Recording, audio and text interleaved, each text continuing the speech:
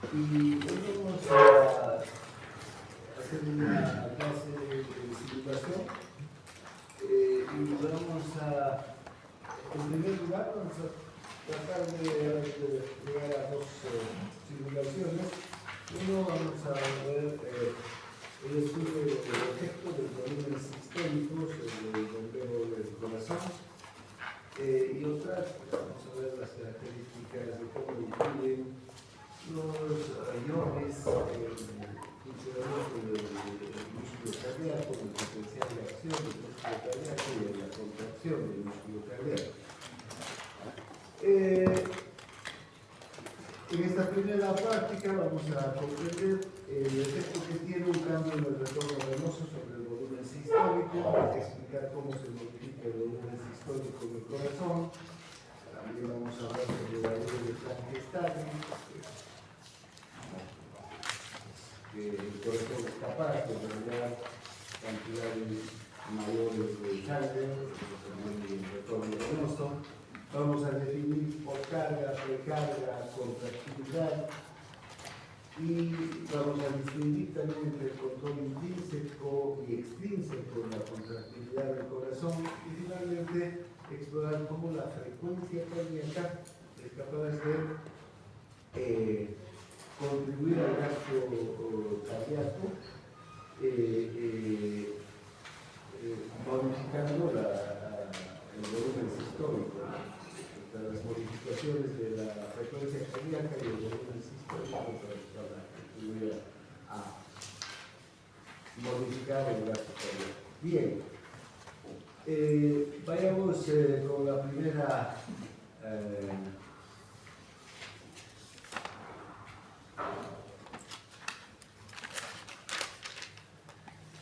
simulación, pero hagamos un breve repaso. Todo esto es lo que también hemos visto en teoría, pero vamos a repasar. En una persona normal, el 60% de la sangre contenida en el corazón se expulsa durante la sístole ventricular, dejando atrás el 40%. La sangre expulsada por el corazón es el volumen sistólico. ¿Recuerdan cuánto es el volumen sistólico? 70 ml, ¿no es verdad? ¿Qué es la diferencia entre el volumen telediastólico? El volumen telediastólico es el volumen de diástole, cuando el ventrículo está lleno. ¿Cuánto es el volumen telediastólico? 120 mililitros. Y el volumen telesistólico, que es el volumen que queda al final de la sístole. ¿Cuánto es esto? 50. Entonces 120 menos 50 va a ser 70, que es el volumen sistólico. Este volumen sistólico representa el 60% de todo el volumen telediastólico, ¿no? Si el volumen telediastólico es 120 ml y el volumen sistólico 70, entonces en porcentaje estos 70 ml representan el 60% de todo el volumen telediastólico. Por eso aquí arriba dice el 60% de la sangre. A esta cifra la vamos a conocer como fracción de inyección.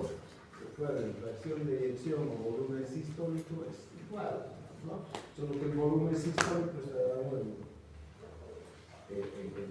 una cantidad en mililitros. En cambio, la fracción de inyección nos está hablando de un porcentaje de la sangre, ¿no? Bien. Muchos factores afectan el volumen sistólico, siendo los más importantes la precarga, la contractilidad y la poscarga. Analizaremos estos factores determinantes y su relación con el volumen sistólico. Ayer hemos hablado, recuerdan de estos factores, ¿no? De precarga, poscarga y ley de Frankenstein, que determina la contractilidad. La ley de Frankenstein del corazón establece que cuando el sistema venoso devuelve al corazón más sangre del volumen normal, el músculo cardíaco se estira, lo que provoca una contracción más fuerte de los ventrículos. Esto, a su vez, provoca que el corazón expulse más sangre de lo normal, lo que aumenta el volumen sistólico. Esto está claro para todos, ¿no? El grado de estiramiento de los ventrículos por el volumen telediastólico, que es el volumen que está al final de la diástole y está llenando el ventrículo, ¿no? Depende de la cantidad de sangre que retorne por las venas. Normalmente, ¿cuánto va a retornar? 70 ml, más los 50 van a ser 120, pero puede retornar más. También ayer hemos visto eso.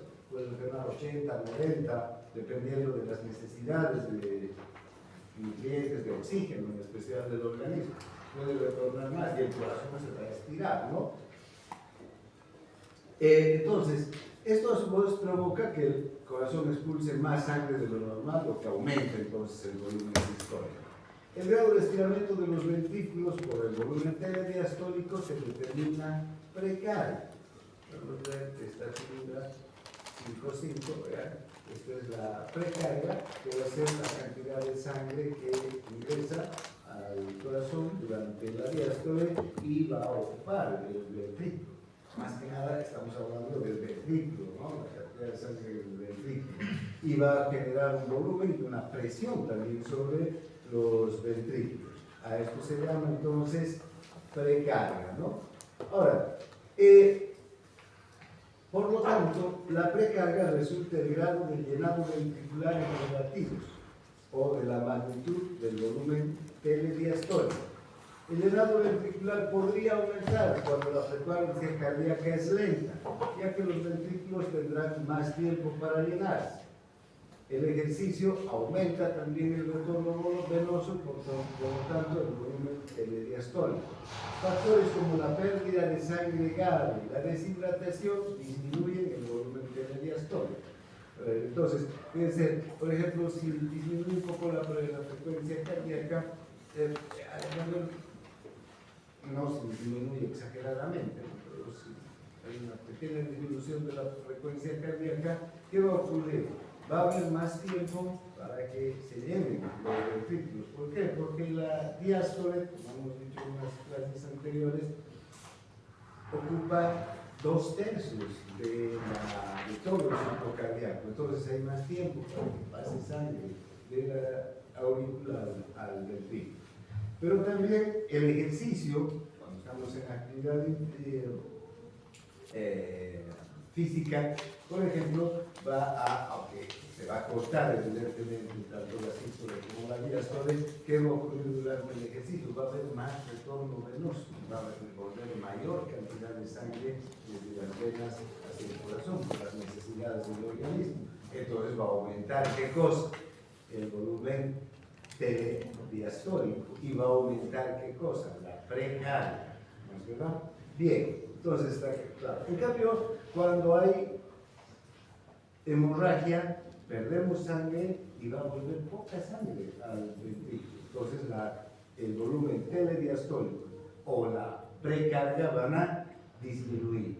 También durante una deshidratación intensa va a disminuir el volumen sanguíneo, va a volver menos sangre al corazón y va a disminuir tanto el volumen telediastólico como en consecuencia la precarga. Está claro este concepto de precarga, tienen que tenerlo claro. Bien, entonces vamos a hablar ahora de la poscarga.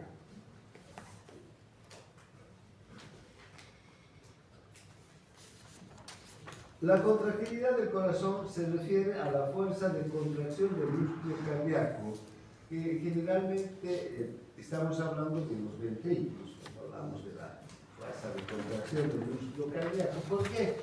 Porque evidentemente el corazón o los dos músculos auriculares y ventriculares tienen un trabajo muy diferente, ¿no?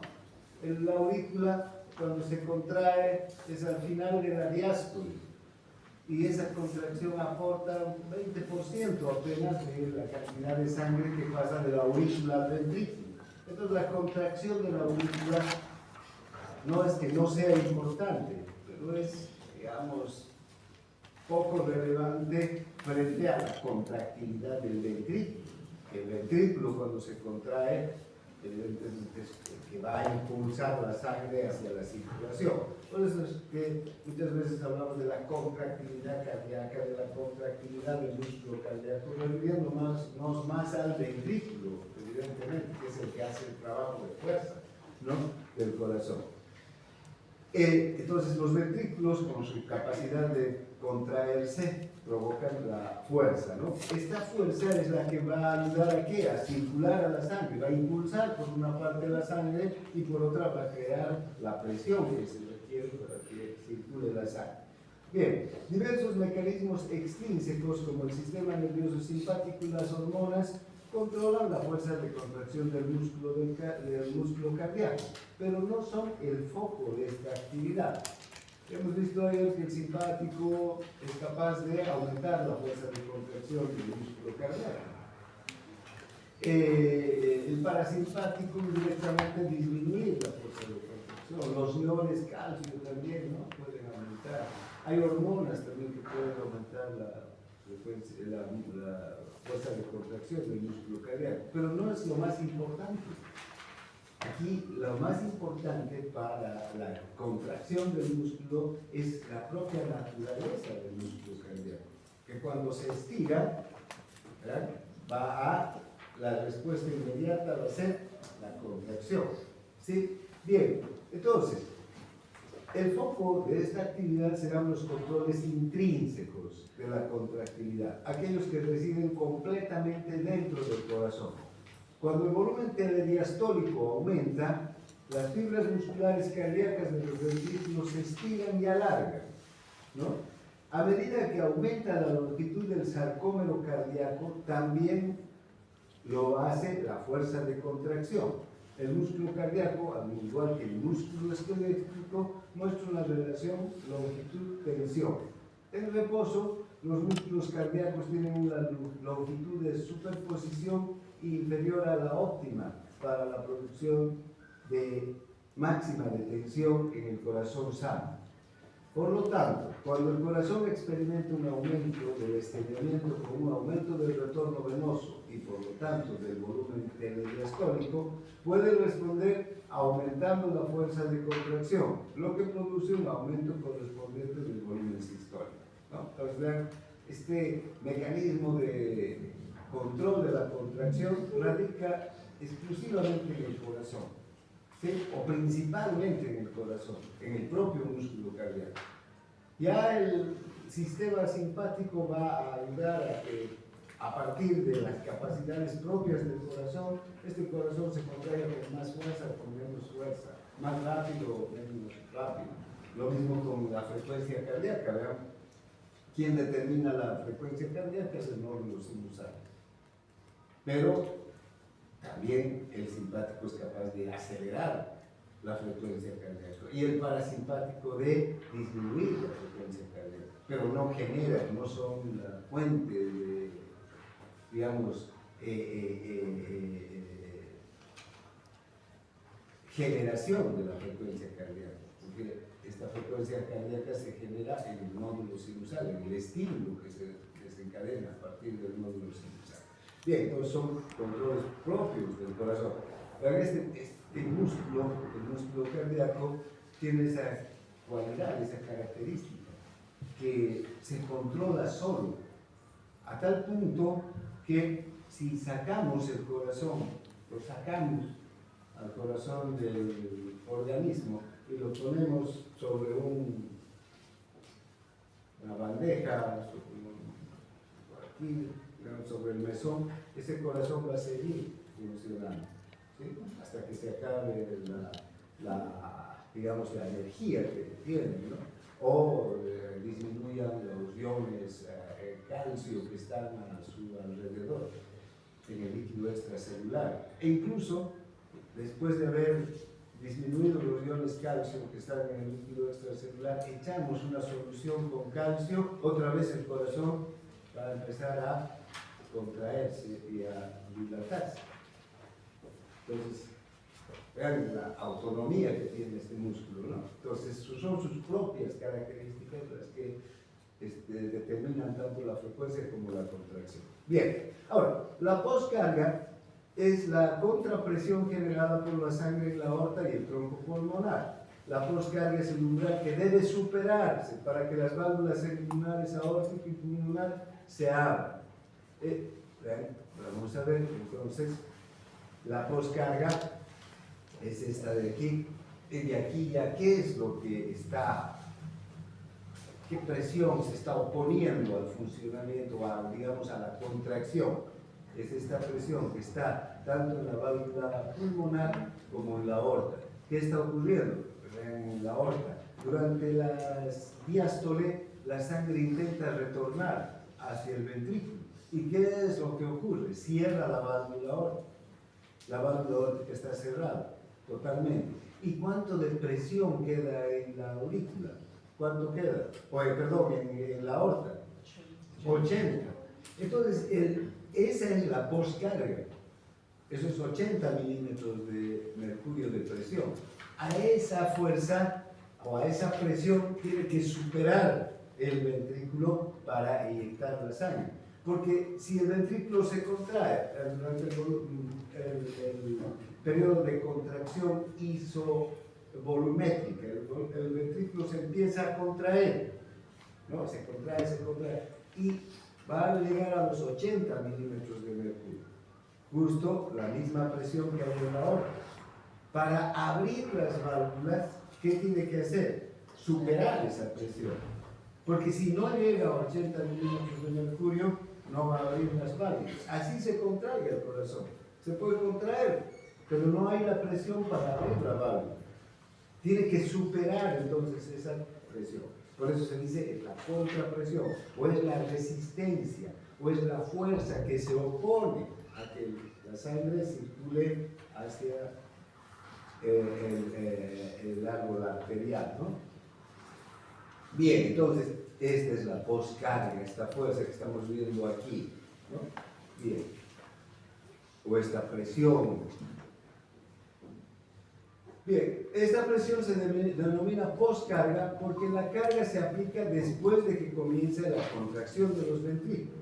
En un corazón sano, la postcarga no modifica significativamente el volumen sistólico, porque un corazón sano es capaz de generar una presión que llegue incluso hasta 120 milímetros de mercurio, ¿ya? Para inyectar todo el volumen sistólico que tiene que inyectar. Bien, entonces, sin embargo, en las personas con hipertensión arterial pueden verse afectadas, porque los ventrículos se contraen contra una mayor presión. Una presión arterial, si la presión es 160-100, ya el ventrículo tiene que hacer un mayor esfuerzo, ya no tiene que llegar solo a 80 para abrir la válvula, tiene que llegar a ¿cuánto? A 100 milímetros de mercurio. Entonces el esfuerzo para el ventrículo es mayor. Por eso que la hipertensión que no se controla a largo plazo, la persona puede terminar con una insuficiencia cardíaca, con complicaciones cardíacas y morir si no se controla la presión a la hipertensión, ¿no? Porque el corazón tiene que trabajar más de lo que normalmente trabaja. Pero en ese caso, las personas que sufren de presión arterial alta pueden tener también hipertrofia miocardial. Claro, van a tener hipertrofia, fíjense, y las dos, cuando vemos más allá, veamos nomás el electrocardiograma, vamos a ver cómo el ventrículo izquierdo se hipertrofia en la hipertensión sistémica y el eje cardíaco, la dirección de la corriente eléctrica, se desvía hacia la izquierda.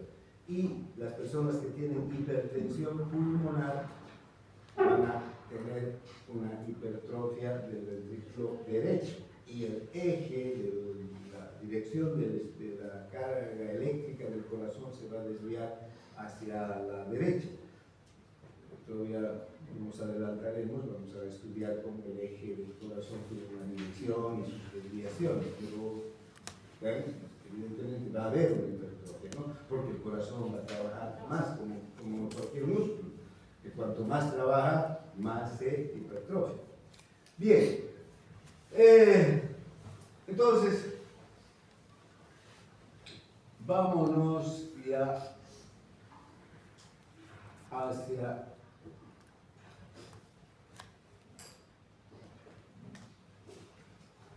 la práctica. Bueno, el gasto cardíaco es igual a la frecuencia cardíaca multiplicada por el volumen sistólico, ¿no? El flujo sanguíneo total es proporcional al gasto cardíaco.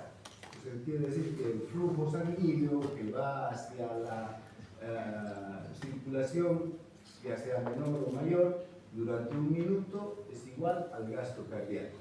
Generalmente se habla de 5 litros por minuto, ese sería el gasto cardíaco que vamos a tener como referencia.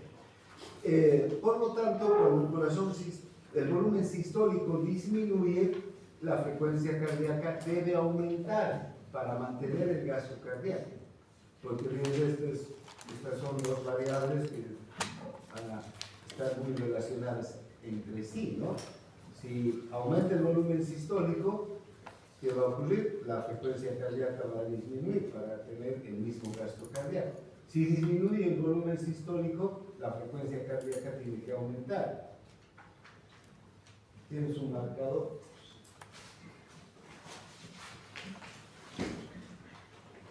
Pero todavía que me haya al otro lado, estoy aquí. Recuerden esta fórmula. Hay muchas fórmulas que vamos a ver en corazón y circulación. El gasto cardíaco es igual a la frecuencia cardíaca por el volumen sistólico. Entonces, si aumenta la frecuencia cardíaca y si queremos mantener el mismo gasto cardíaco, tiene que disminuir el volumen sistólico. Si aumenta el volumen sistólico y queremos mantener el mismo gasto cardíaco, tiene que disminuir la frecuencia cardíaca. ¿Pues verdad? Ahora, si las dos aumentan, ¿qué va a ocurrir? Va a aumentar el gasto cardíaco, ¿verdad? Si las dos disminuyen, va a disminuir el gasto cardíaco, ¿no? Bien, entonces, esa fórmula no se olviden, porque vamos a hablar mucho sobre esa fórmula. Bien, entonces, aunque la bomba simple de este experimento no funciona exactamente como el corazón humano, puedes aplicar los conceptos presentados a la función cardíaca básica. En esta actividad examinarás cómo la actividad de bomba se ve afectada por la variación de los volúmenes iniciales, volumen de fin de diástole y final el volumen telesistólico, ¿no? Bien, igual que este volumen telediastólico. El volumen de fin de diástole es igual a volumen telediastólico y volumen de fin de sístole igual a volumen telesistólico. ¿Qué equipo vamos a usar? Un vaso de precipitado izquierdo que simula la sangre que está en los pulmones, un tubo de flujo que conecta el vaso de precipitados izquierdo y la bomba, simula las venas pulmonares. La bomba simula el ventrículo izquierdo, la válvula a la izquierda de la bomba simula la válvula bicúspide o mitral y la válvula a la derecha de la bomba simula la válvula semilunar aórtica. Tubo de flujo que conecta la bomba y el vaso de precipitados derecho simula la aorta y el vaso de precipitados simula el paso de la sangre hacia el circuito sistémico. Esto lo vamos a ver enseguida cuando veamos ya el experimento en cuestión.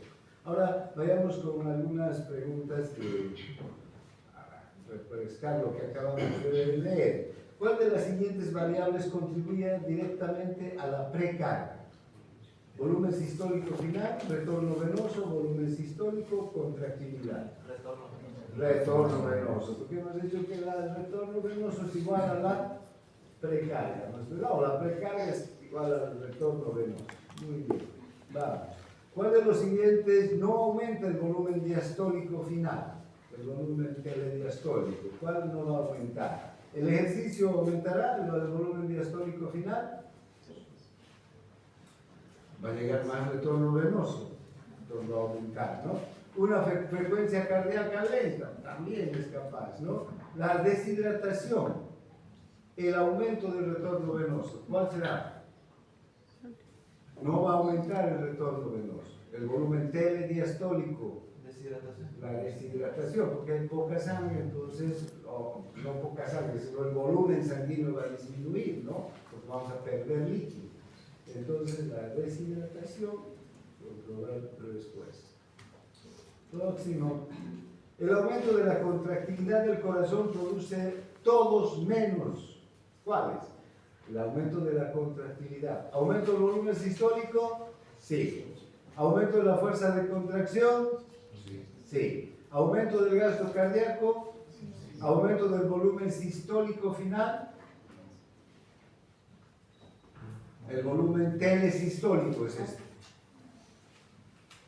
Si aumenta el volumen sistólico, ¿qué va a disminuir? No, los volúmenes, en relación a volúmenes. Si el corazón bombea más sangre, volumen sistólico, va a aumentar, digamos, en vez de 70 va a enviar 80. ¿Cómo va a quedar el volumen telesistólico? Eso será el volumen telediastólico. Lo que queda en el corazón al final de la sístole, ¿aumentará o disminuirá? Disminuye, ¿no es verdad? Entonces esto no es correcto. ¿Está claro, no? ¿Cuál de los siguientes no afecta el volumen sistólico? No afecta el volumen sistólico al que eyecta el corazón a la aorta. Precarga afecta, ¿no? Contractilidad afecta. Poscarga afecta. Todos estos factores afectan el volumen sistólico. ¿Cuál será? Todos, ¿no? Porque todos afectan en realidad. No hay ninguno que no afecte.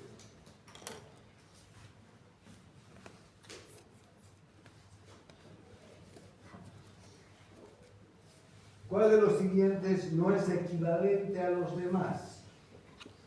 Gasto cardíaco, frecuencia cardíaca multiplicada por volumen sistólico, ¿qué había sido? Gasto cardíaco. Volumen telediastólico y flujo sanguíneo total por minuto. El volumen telediastólico, ¿no? Muy bien.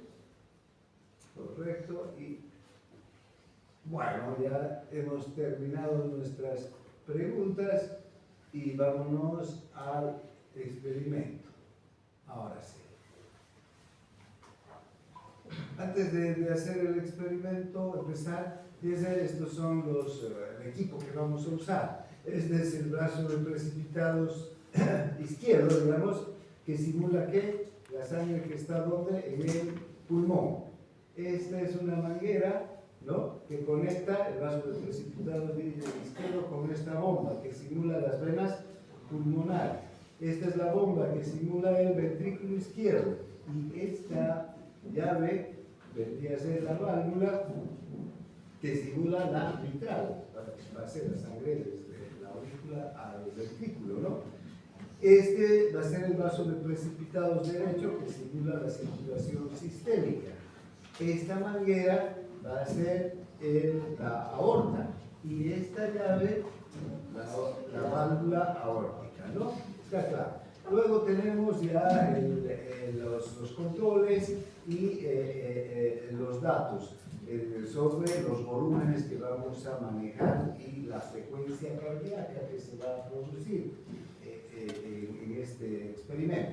Hay que tener en cuenta que cuando hablamos de frecuencia cardíaca hablamos del corazón, pero aquí ya no se va a referir a frecuencia cardíaca, sino golpes por minuto, es decir, cuántas veces este pistón va a bombear para inyectar sangre hacia afuera. Es como este pistón es como un inflador, ¿no? Se va a mover así. Bien, entonces veamos rápidamente qué es lo que va a ocurrir. Para que puedas estudiar el efecto del volumen sistólico en la actividad de la bomba, las demás variables en este experimento se mantendrán en las siguientes condiciones. La presión del vaso de precipitado izquierdo, 40 milímetros de mercurio. La presión de la bomba, 120. La presión del vaso de precipitados derecho, 80. La máximo de carreras quiere decir 10 bombazos, ¿sí? 10 veces, ¿no? Que se va a producir en este experimento. Y el radio de flujo izquierdo y derecho, 3 milímetros de diámetro, ¿no? Ahora, Tegel cuenta, dice que el volumen inicial de la bomba está configurado a 120 mililitros. Ajuste el volumen sistólico a 10 ml, aumentando el volumen final de la bomba a 110 para aumentar el volumen de fin de sístole, ¿no? Bien. Ahora, esto es lo que nos pide. ¿Ven? Aquí está, tenemos que aumentar tenemos que llegar a que el volumen sistólico, que es este ataque que dice aquí, está mal traducido, este debería ser el volumen sistólico, lo que se va a inyectar hacia desde aquí hasta aquí, con la acción de esta bomba, lo tenemos que llevar a 10 ml, ¿ya? Entonces, ¿cómo estoy haciendo? Aquí, con esto. 10, ¿verdad? 10 ml va a bombear esta bomba hacia el vaso de precipitados derecho. Entonces, el corazón, debería ser el ventrículo, va a bombear 10 ml en cada latido, digamos, hacia la aorta. Veamos entonces. Fíjense la velocidad de la bomba y además después vamos a ver aquí caudal de la bomba, golpes por minuto. ¿Cuántos golpes que van a equivaler a frecuencia cardíaca por minuto va a producirse, ¿no? Entonces empezaremos.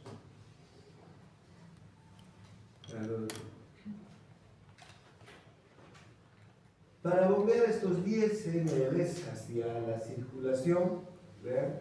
El corazón ha tenido que latir 508 veces por minuto. ¿Sí? Si nuestro corazón tendría que enviar 10 ml, fíjense, tendría que latir a una frecuencia cardíaca de 508 por minuto. ¿Está claro? Esto está simulando al corazón. Vamos a registrar los datos. Bien. Para mantener además el flujo por minuto, el gasto cardíaco que estamos llegando allá, que es de 5 litros por minuto. Este flujo que tenemos aquí es 5086, ¿no? 5 litros, digamos. Sí, ml, porque está en ml, por minuto. Bien, ahora para mantener este flujo vamos a ver qué es lo que tiene que hacer el corazón cuando aumente el volumen sistólico. Bien, vamos a ver qué es lo que nos pide. Nos pide rellenar. Vamos a rellenar este vaso. Ya está, estamos listos para emprender un nuevo bombeo. Pero antes hay una pregunta de predicción. Si la frecuencia de bombeo es análoga a la frecuencia cardíaca, ¿qué crees que sucederá con la frecuencia cuando aumente el volumen sistólico? La frecuencia de bombeo disminuirá para mantener el gasto cardíaco igual. La frecuencia de bombeo aumentará para mantener el gasto cardíaco. La frecuencia de bombeo disminuirá para mantener el retorno venoso. La frecuencia de la bomba aumentará para mantener el retorno venoso.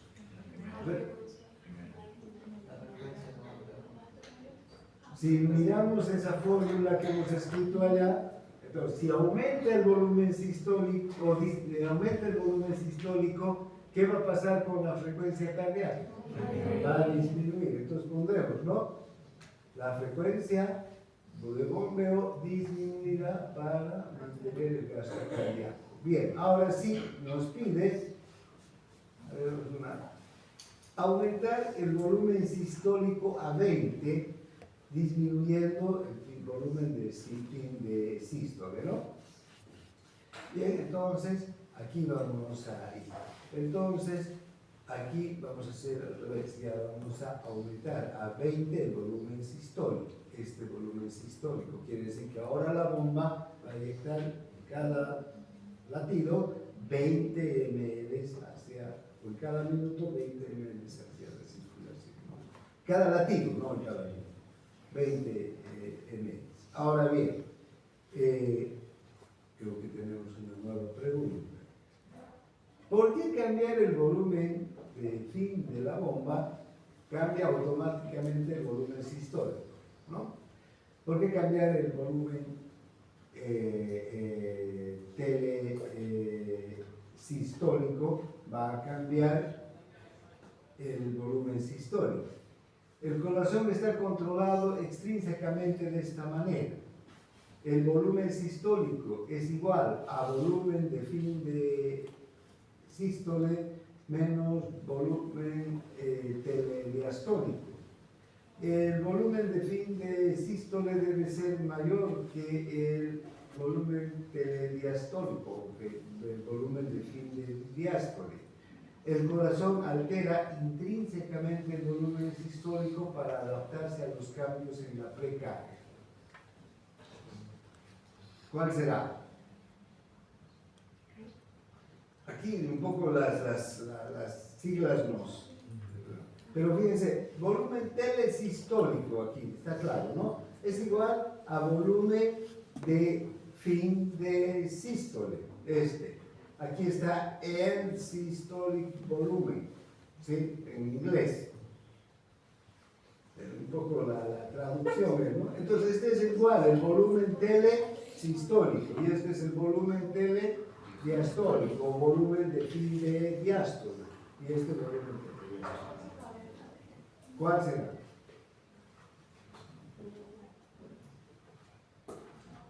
¿Será que el volumen sistólico es igual al volumen telesistólico menos el volumen telediastólico?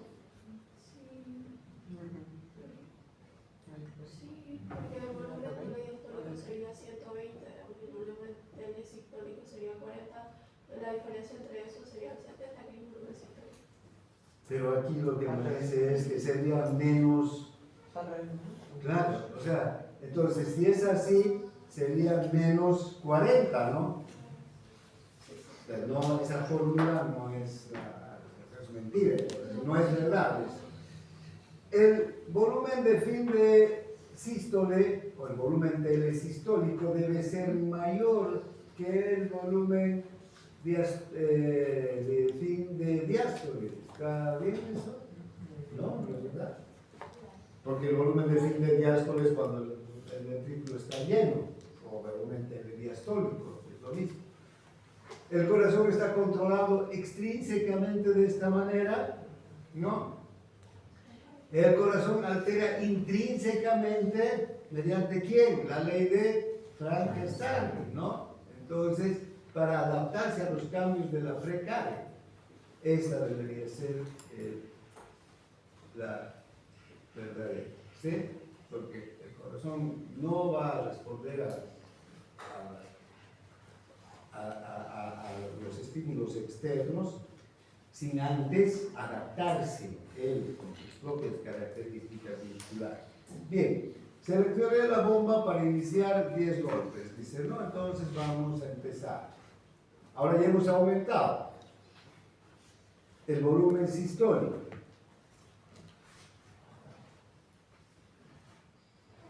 Muy bien. ¿Cuánto? Vámonos aquí, que es lo que nos interesa. ¿Cuánto es la frecuencia cardíaca? 154. ¿Más o menos que lo anterior? Menos. Entonces ahí no disminuyendo la frecuencia cardíaca, ¿no? ¿Ya? Vamos a registrar los datos, ¿sí? Registraremos los datos y vamos a rellenar. Bien, ahora veamos qué nos dice.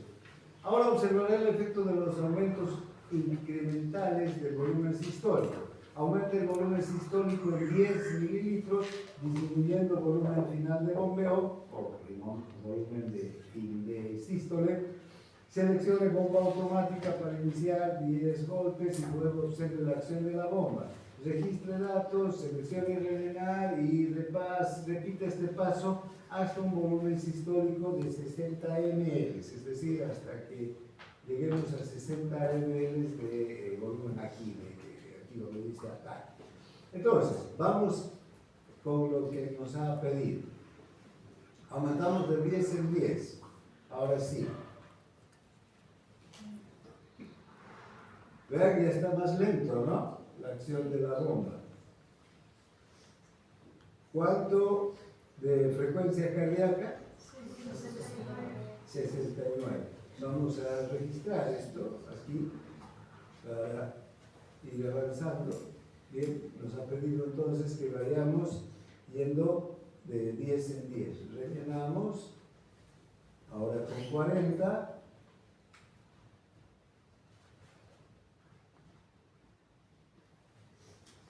¿Cuánto de frecuencia cardíaca? 127. Rellenamos. Aumentamos a 50.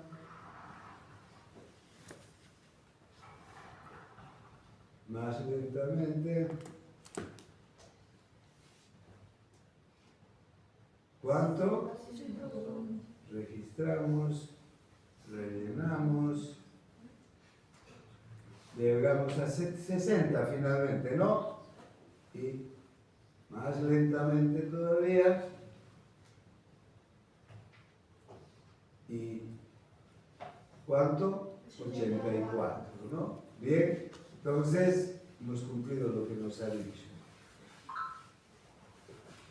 Vemos para que no se nos cuelgue, suele colgarse, no sé por qué.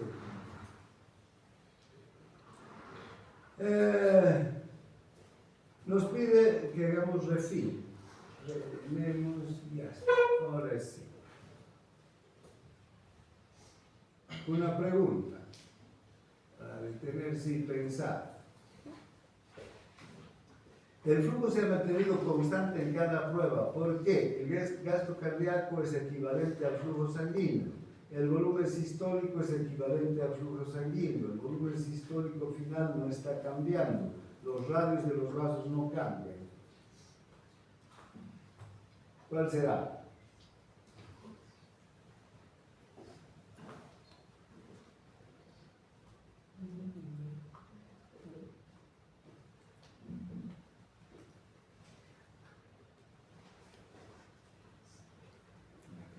¿Cuál será la verdadera aquí? La primera, ¿no?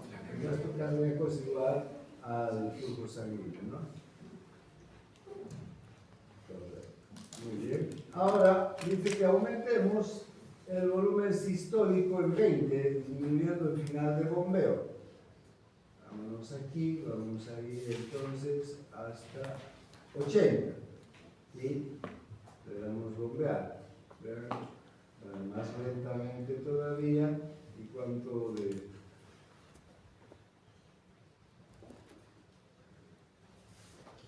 Una frecuencia del 63.6. Vamos a registrar los datos. Seleccionamos rellenar.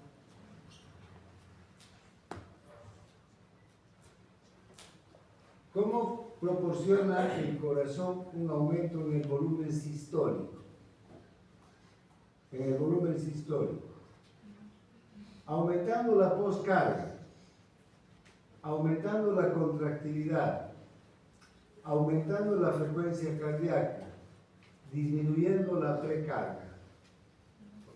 ¿Cómo va a proporcionar que aumente el volumen sistólico, es decir, la cantidad de sangre que va hacia la aorta en cada latido?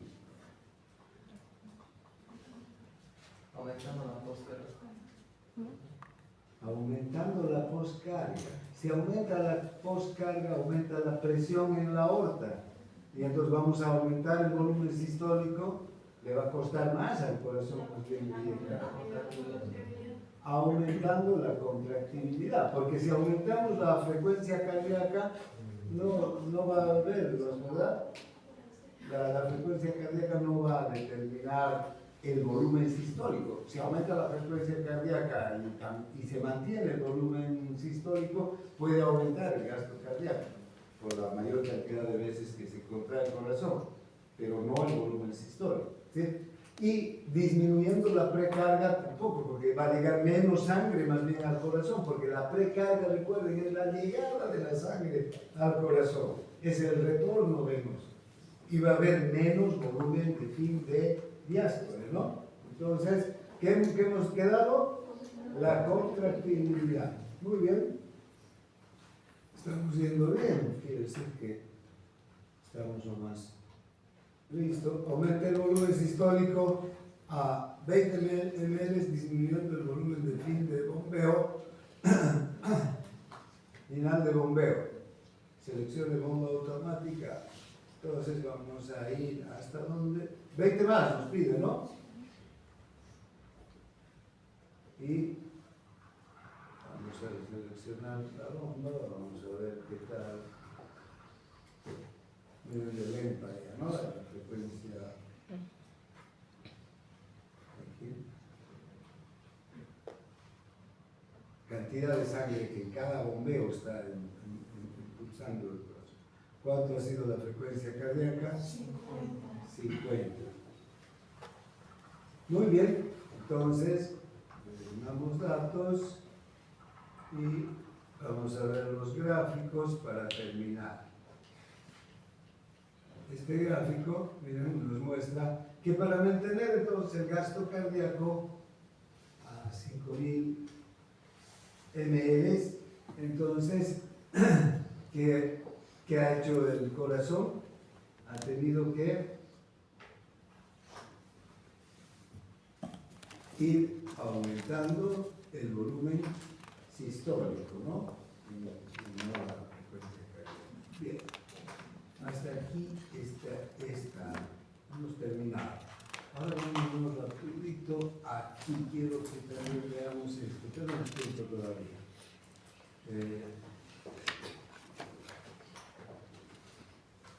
¿Dónde estoy?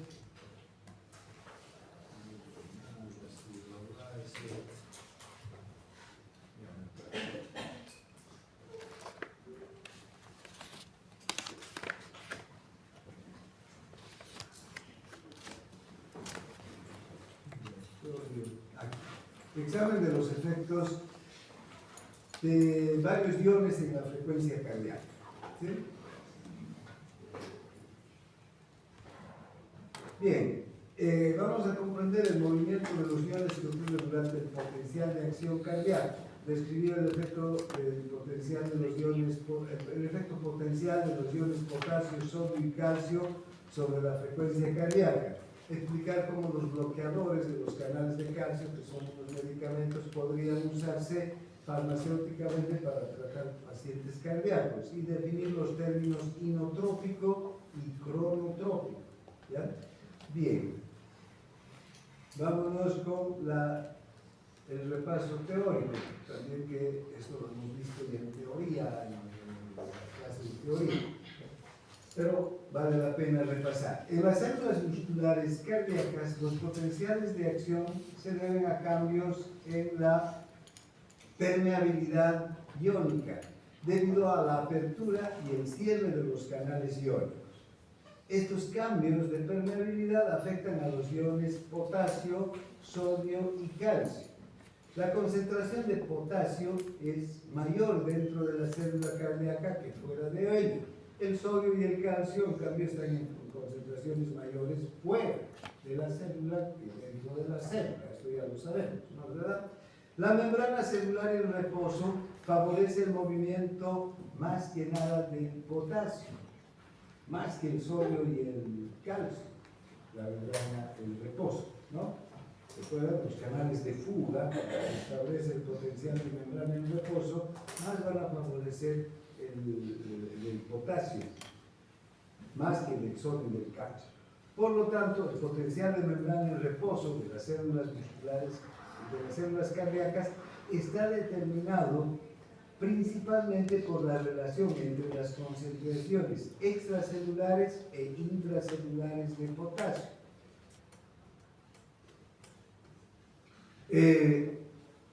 Recuerden, también esto hemos visto en la neurona, ¿no? Cuando hemos hecho esta misma simulación, pero con la neurona, hemos visto cómo la concentración del potasio extracelular afecta al potencial de membrana de reposo. Si aumenta el potasio en el líquido extracelular, digamos, en vez de 4.2 va a aumentar el potasio en el líquido extracelular, el reposo va a ser más negativo o menos negativo.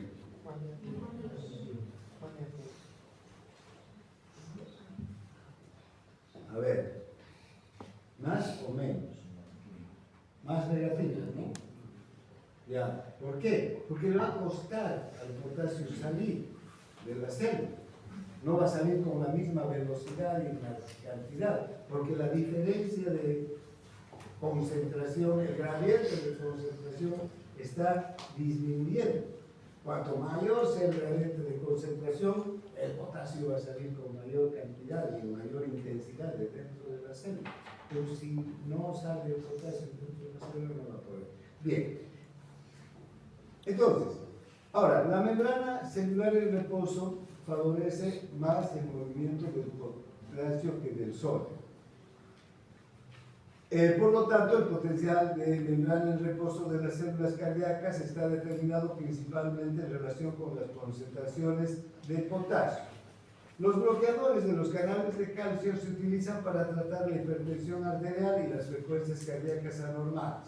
Bloquean el movimiento del calcio a través de sus canales en todas sus fases de los potenciales de acción cardíaca. En consecuencia, al pasar menos calcio se reducen tanto la tasa de despolarización como la fuerza de contracción. Los modificadores que afectan la frecuencia cardíaca son cronotrópicos y los modificadores que afectan la fuerza de contracción son inotrópicos. Crono viene de tiempo, ¿no? Y esta es una propiedad del corazón, el cronotrompismo.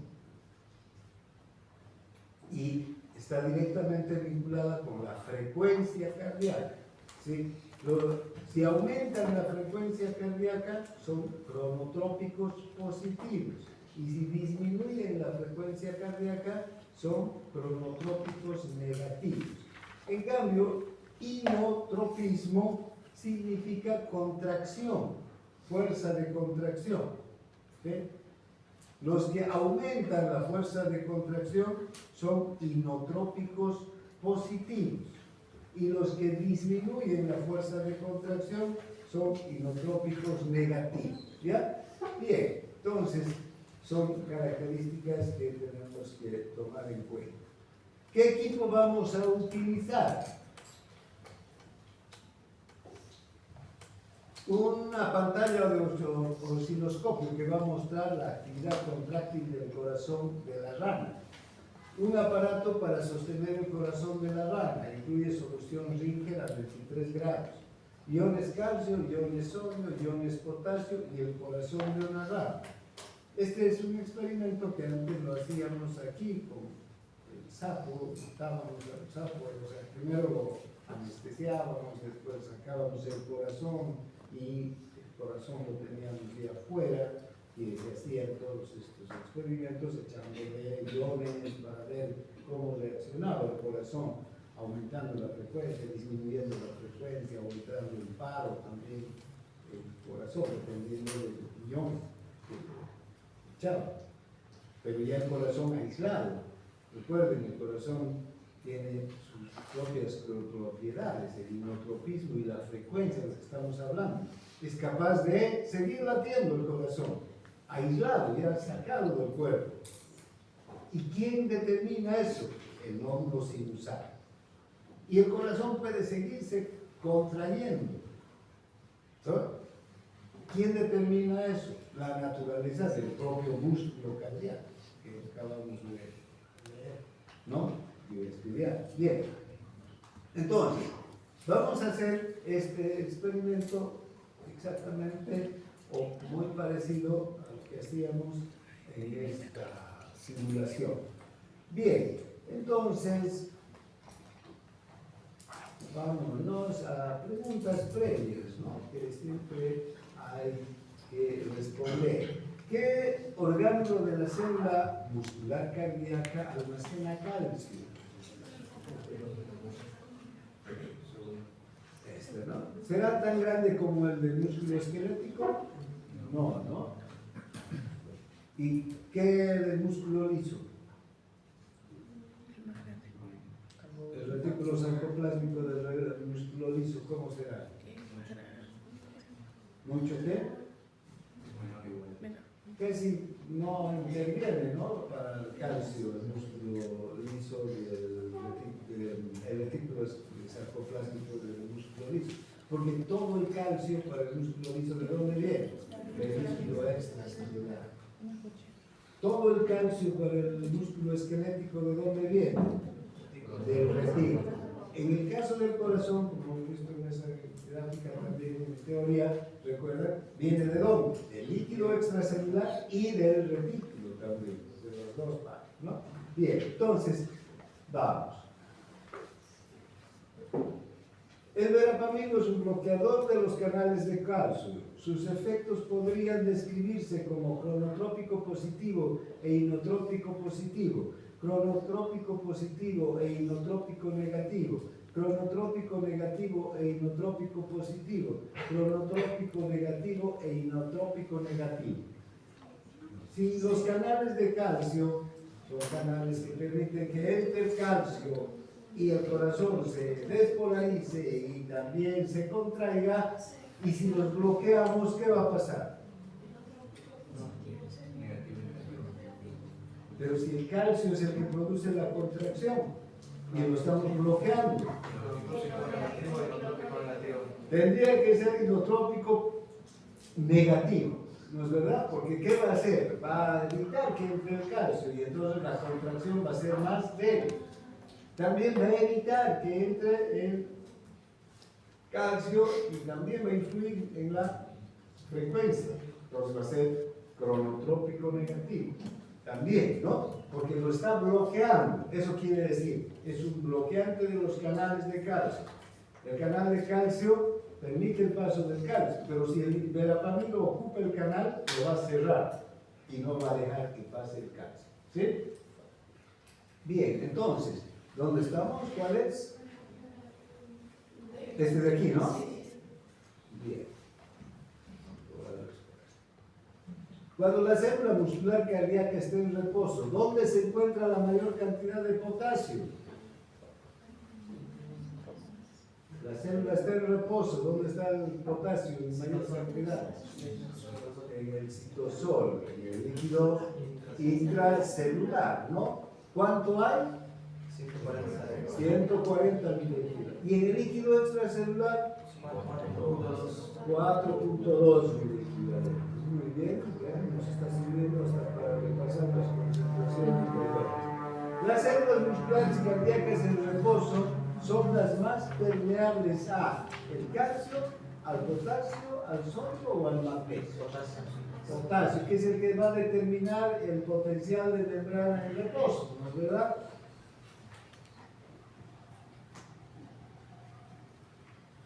Muy bien, al potasio. Hemos hecho todo, entregamos y ahora dice, observe la actividad contráctil del corazón de la rana en el osciloscopio. Vamos a nuestro equipo. Fíjense, aquí tenemos un corazón de una rana que está latiendo, aislado ya, ¿no? Está colgado de este soporte. Este soporte a su vez está conectado con este osciloscopio a través de un electrodo y nos está permitiendo mostrar las contracciones, ¿no? del músculo cardíaco y de la rana. Y nos muestra aquí que así como está aislado el corazón de la rana, y fíjense de aquí dice Ringer, ¿no? A 23 grados, ¿qué está ocurriendo? Está cayendo solución Ringer. Esta solución Ringer tiene aproximadamente las mismas concentraciones de iones que el líquido extracelular. Entonces, está recibiendo líquido extracelular, digamos, este corazón, ¿no? Con todas las concentraciones iónicas que tiene. Bien, ¿y a cuánto está latiendo? A una frecuencia cardíaca de 59 por minuto, ¿no? Nos pide que observemos eso entonces y registremos datos. Hemos registrado ya los datos, vemos nomás aquí, si lo que se puede, y vamos al próximo. Ahora bien, tenemos preguntas.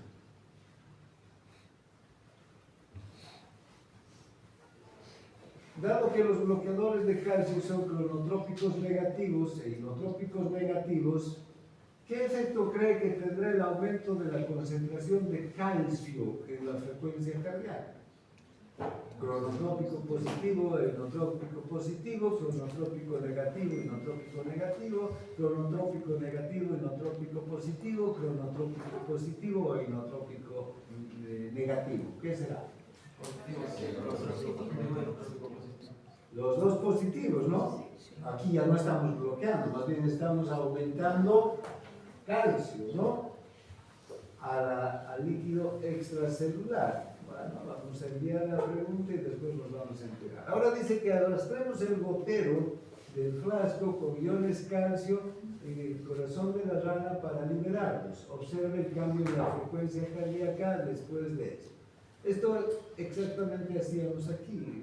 De cuenta que tiene el corazón en un vidrio reloj latiendo, ¿no? Al que le estamos echando solución fisiológica o solución Ringer para mantenerlo vivo, o actividad, actividad. Pero vean, entonces ahí le vamos a echar calcio, ¿sí? Una concentración de iones calcio. Entonces le damos el gotero y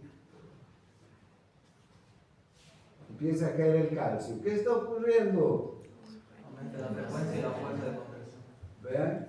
¿Y qué es lo objetivo que estamos viendo? El aumento de la frecuencia cardíaca, ¿no? ¿Vean? Han aumentado. ¿Hasta cuánto? Hasta 69. ¿De cuánto que estaba? 59. Entonces aumenta la frecuencia cardíaca. Si el líquido extracelular tiene más calcio, va a aumentar tanto la frecuencia cardíaca como la fuerza de contracción. Vamos a registrar entonces. Ahora, nos dice que... bueno, vamos al próximo. Aquí. Cuando la pantalla de actividad cardíaca muestra frecuencia cardíaca, registramos la. Ya hemos registrado. Ahora, seleccione una temperatura ambiente de 23 grados para bañar el corazón y eliminar el calcio. En realidad no es seleccionar la temperatura ambiente, sino vamos a seleccionar solución Ringer para lavar con la solución Ringer el corazón y eliminar el calcio, ¿no? Y quiero que vean cuando hagamos esta operación qué ocurre en la pantalla. ¿Sí? Ahorita el corazón está rodeado de ¿qué? De calcio, ¿no? Ahora le vamos a poner Ringer, que tiene las mismas concentraciones de líquido extracelular. Entonces, esto está arrastrando el calcio y está dejando nuevamente el ambiente, digamos, homeostático, ¿no? Del líquido extracelular. ¿Cuánto ha bajado? Otra vez la frecuencia cardíaca ha bajado a 59, ¿no? Ya está una frecuencia cardíaca normal. Perfecto. Ahora, próximo. A ver, ¿en qué parte de la célula muscular cardíaca se encuentra normalmente la mayor parte del sodio? ¿Fuera, dentro del retículo sarcoplástico? ¿Cuánto es afuera?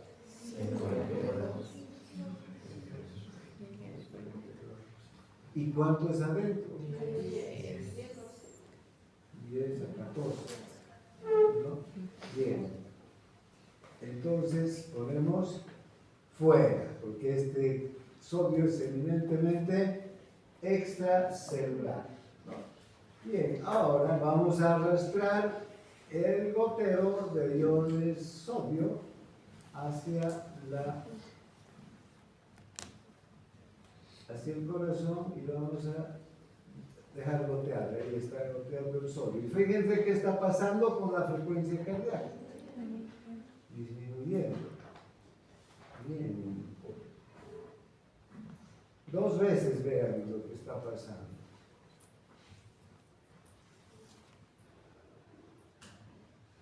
¿Solo disminuye? También aumenta. Entonces, ¿qué tipo de frecuencia cardíaca se presenta? Vean una frecuencia irregular, ¿no? Una frecuencia cardíaca irregular, aumenta, disminuye. Entonces, el aumento de iones sodio no va a afectar tanto al, digamos, al funcionamiento normal del corazón, no va a hacer que aumente la fuerza cardíaca, la frecuencia cardíaca o disminuya la frecuencia cardíaca, sino la va a alterar el funcionamiento del corazón. ¿Sí? Bien. Ahora, registramos datos. Volvemos al próximo. Y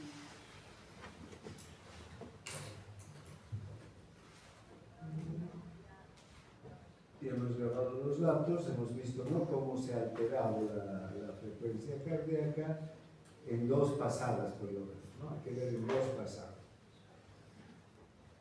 También cómo se va alterando la...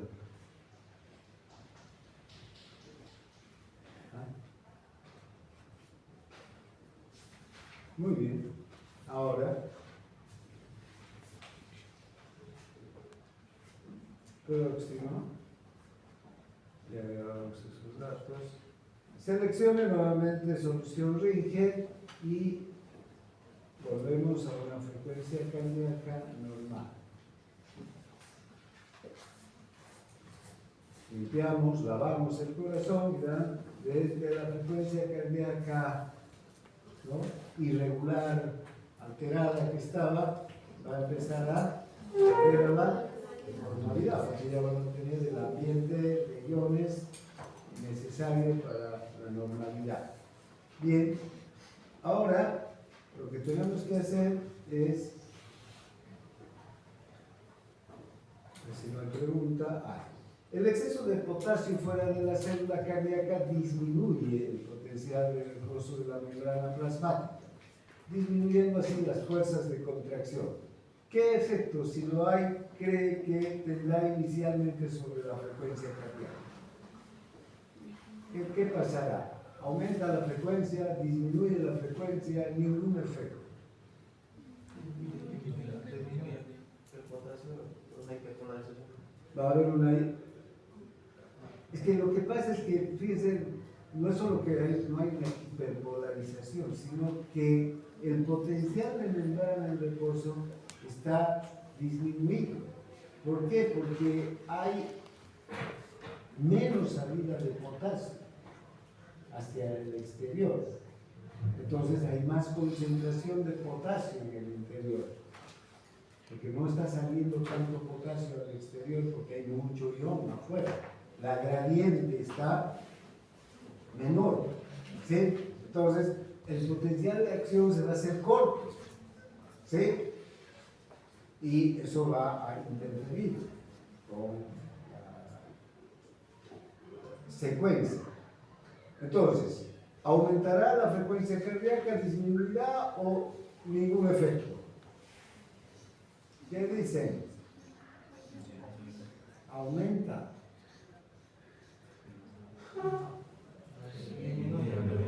¿Disminuye? Bueno, pongamos disminuye. Vamos a ver. Vamos a colocar entonces potasio, ¿no? Y vamos a ver qué va a ocurrir.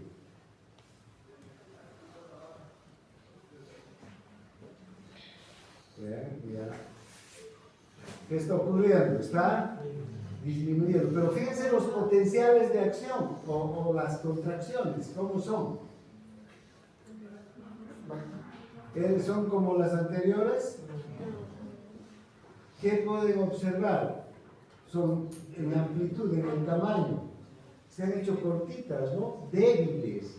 Contracciones débiles. Fíjense cómo hay una debilidad muscular, pero además hay una arritmia total. Incluso en la próxima pasada, miren cómo el corazón puede aumentar y disminuir la frecuencia cardíaca, va a luego, miren, casi entrar en paro, en algunos, miren ahí, ¿no? Sí, no va a haber frecuencia cardíaca. Entonces, fíjense cómo se altera totalmente la, miren ahí, ¿ah? ¿No? Sigue habiendo contracción, pero débil, y algunas contracciones ya están ausentes. ¿Qué había afectado más? ¿El calcio, el sodio o el potasio? El potasio, miren cómo afecta una concentración alta de potasio al funcionamiento del corazón. Ese lleva el paro. Paro cardíaco incluso, ¿no? Bien, entonces, próximo, hay que grabar los datos, grabamos, ¿no? Los datos anteriores, grabar, próximo, y aquí ya vamos a terminar.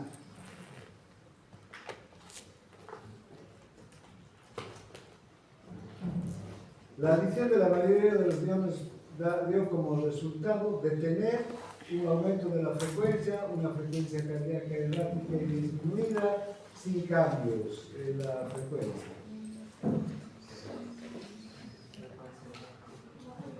La mayoría, ¿cuál es la mayoría? Sodio y potasio, ¿no? El calcio ya sería la minoría en este caso. Una frecuencia cardíaca y disminuida. Bien. Y fíjense los resultados, ¿no? Esta es la línea de base, fíjense la amplitud de la contracción y la frecuencia, ¿no? Con el calcio, la amplitud de la contracción aumenta, ¿no? Mayor contracción, fuerza de contracción y mayor frecuencia cardíaca. Con el sodio disminuye la amplitud de la contracción y hay una frecuencia errática, ¿no? Irregular. Y con el potasio todavía mucho más, ¿no? Disminuye la fuerza de contracción y se produce una frecuencia errática. Bien, hasta aquí entonces esta simulación. La próxima clase, yo creo que ya vamos a entrar aquí.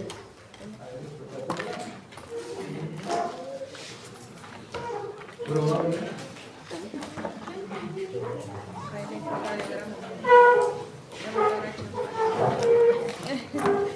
Vamos a repasar sí, la próxima clase vamos a